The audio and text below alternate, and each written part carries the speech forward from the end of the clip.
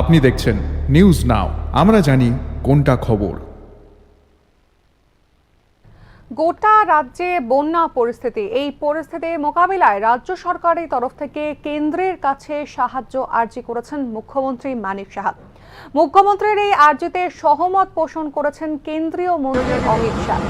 অমিত শাহ সামাজিক মাধ্যমে একটি পোস্টে লিখেছেন, ত্রিপুরার জন্য অতিরিক্ত বিপর্যয় মোকাবিলা বাহিনী, পর্যাপ্ত খাদ্য এবং উদ্ধার সামগ্রী পাঠানো হয়েছে কেন্দ্রের তরফ থেকে। কিছুক্ষণ আগেই আগরতলা বিমানবন্দরে বায়ুসেনার দুটি বিমান অবতরণ করেছে।